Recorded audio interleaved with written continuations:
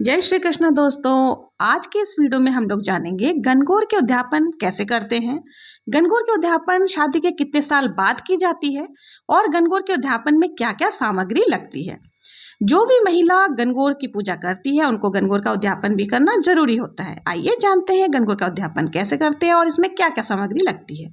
गणगौर का उद्यापन शादी के 1 साल बाद भी कर सकते हैं, 16 साल के बाद भी कर सकते हैं, या फिर जब भी गणगौर माता की कृपा हो जाए तभी भी आप कर सकते हैं।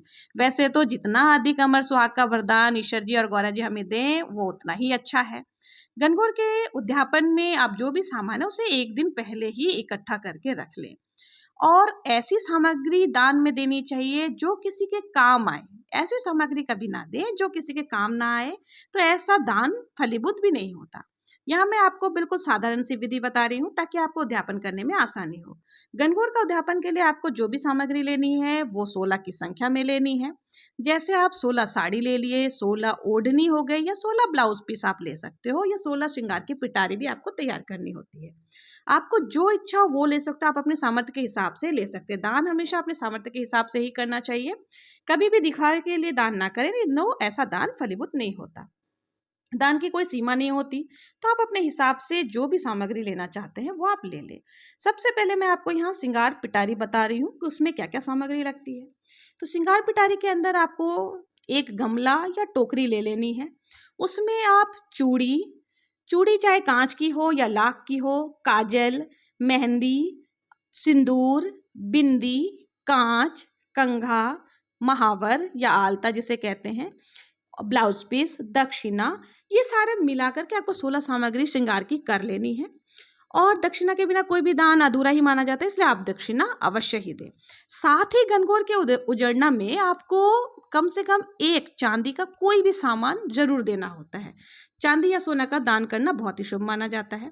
तो आप चाहे तो चांदी की अंगूठी ले सकते हैं, चांदी की बिछिया ले सकते हैं, पाजेब, जैसा आपके सामर्थ्य हो आप उस हिसाब से ले सकते हैं। और अगर कुछ भी देने की सामर्थ्य नहीं है तो आपको चांदी की एक ऐसी पतली तार बनवानी होती है, तो आप पतली तार बनवा लें। 16 की संख्या में ये भी होगा और उस तार को ब्लाउज पीस के अंदर ही लगा करके आप दे दें। ये सारी हो गई आपकी श्रृंगार का सामान, और जो कुछ हम 16 महिलाओं को, सुहागिनों को देंगे।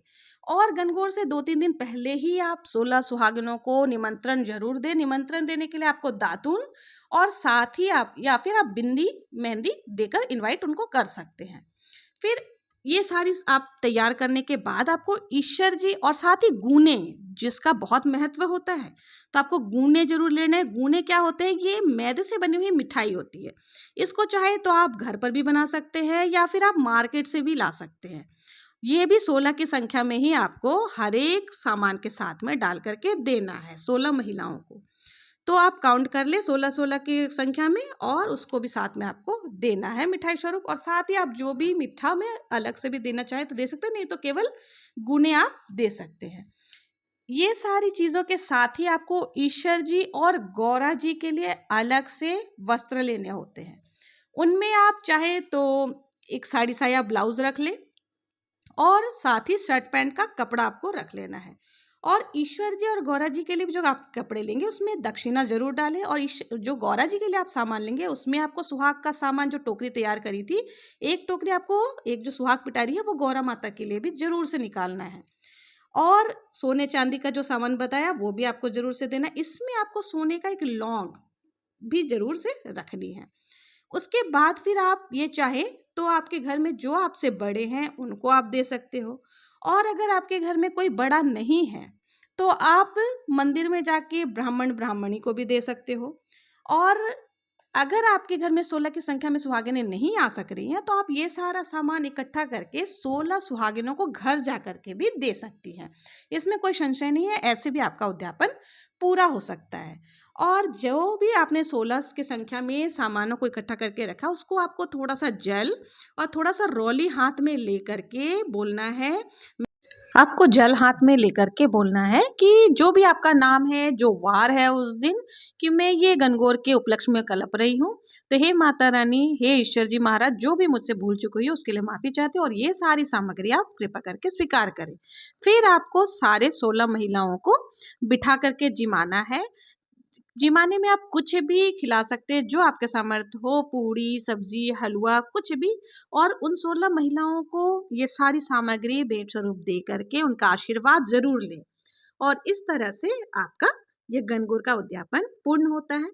तो आशा है आपको मेरा ये वीडियो पसंद आया होगा और आपको गणगौर के उद्यापन और पूजा विधि का भी चैनल में मेरे डिस्क्रिप्शन बॉक्स में आप जा करके देखिए गणगौर की पूजा कैसे करते हैं, वो भी पूरा दिया हुआ है और गणगौर के गीत भी मेरे चैनल पे आपको मिल जाएंगे। तो आपको मेरा वीडियो कैसा लगा? अगर पसंद आया हो तो please like, share and subscribe ज़रूर करें। और अगर किसी और पर्व या त्योहार की जानकारी चाहिए तो कमेंट में ज़रूर बताएं। जय श्री कृष्णा।